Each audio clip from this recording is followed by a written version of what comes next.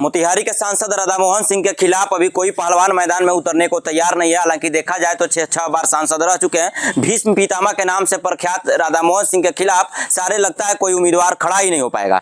और देखा जाए तो भीष्म पितामह राधामोहन सिंह के खिलाफ अभी तक कोई पहलवान मोतिहारी लोकसभा क्षेत्र में नहीं उतरा तो सबसे बड़ी दुख की बात है। आखिरकार राधामोहन सिंह तो देखा जाए तो अभी भी बिना वोट मांगे घर बैठे ही विजय प्राप्त कर लेंगे, इसलिए कि हालांकि कुछ काम भी उन्होंने किया है, जैसे बेतिया के संजय जायसवाल काम नहीं किए हैं, जिस प्रकार लोगों में खेद है। यहाँ तक कि राधामोहन सिंह के द्वारा बहुत सारे काम किया गया, उसके बाद भी अगर कोई पहलवान मैदान में नहीं उतरता है। देखा जाए तो राजेश कुशवाहा को यदि महागठबंधन से टिकट मिलती तो कुछ लड़ाई जम के होती, लड़ा जा सकता था, जीता भी राजेश कुशवाहा द्वारा जा सकता था, लेकिन राजेश कुशवाहा के तो अब कई नंबर में है पता नहीं।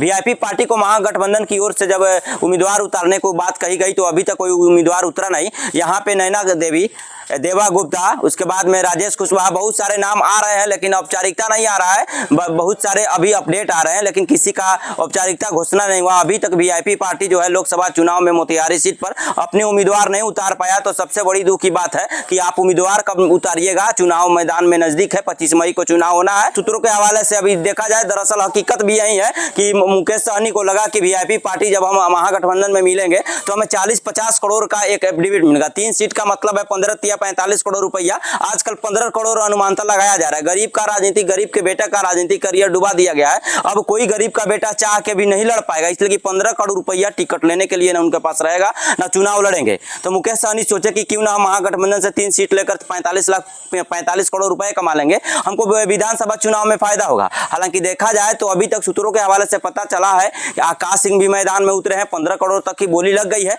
लेकिन अभी तक घोषणा नहीं हुआ है कि कैंडिडेट कौन रहेगा। हमको लगता है 15 से 25 करोड़ तक भी जा सकती है, लेकिन हम मुकेश सहनी को कहेंगे कि अभी तक आपने मैदान में नहीं उतारा, कौन सा दबाव है, क्या प्रक्रिया कर रहे हैं आप लोग। और देखा जाए तो भीष्म पितामह राधामोहन सिंह के खिलाफ अभी तक कोई पहलवान मोतिहारी लोकसभा क्षेत्र में नहीं उतरा तो सबसे बड़ी दुख की बात है। आखिरकार राधामोहन सिंह तो देखा जाए तो अभी भी बिना वोट मांगे घर बैठे ही विजय प्राप्त कर लेंगे, इसलिए कि हालांकि कुछ काम भी उन्होंने किया है, जैसे बेतिया के संजय जायसवाल काम नहीं किए हैं, जिस प्रकार लोगों में खेद है।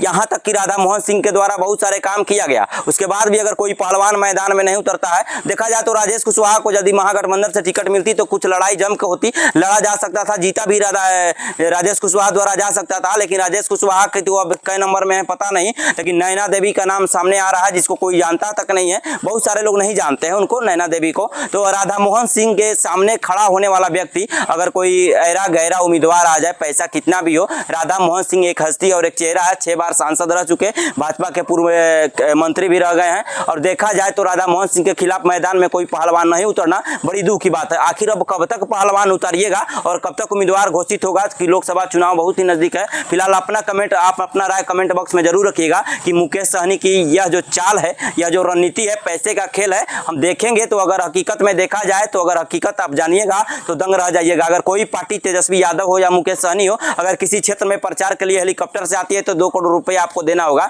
तो बताइए ना, उनको बुलाकर प्रचार करवाने से, मछली खिलाने से क्या फायदा कि 2 करोड़ रुपया आपका चला जाएगा। अब आप बताइए कि जनता का क्या विकास होगा। 15 करोड़ में टिकट लेगा, 15 करोड़ जनता में खर्च होगा, मांस दारू चलेगा, 30 करोड़ रुपया किसके बाप के घर से आएगा, तो जाकर के अब जनता का विकास क्या होगा आप तमाम जनता जान लीजिए। अब पार्टी रह गई है, पैसे का कोई भी पार्टी अब खेल कर रही है। सीधी सी बात है, पैसे वाला लोग कोई पार्टी बनाएगा, एक संगठन बनाएगा जिसमें टिकट बांटा जाएगा, जिसमें आपको पैसा देना होगा, और ऐसे ही राजनीति हो रही है। नहीं तो बहुत सारे अच्छे लोग, गरीब के बेटे पड़े हुए हैं, लेकिन उनको टिकट नहीं मिलती है, और अमीर का बेटा पैसा लेकर गाड़ी में भर के जाता है और टिकट लेकर चला आता है। फिलहाल अपना राय क्या बनता है कमेंट बॉक्स में जरूर रखिएगा। जय हिंद, जय बिहार।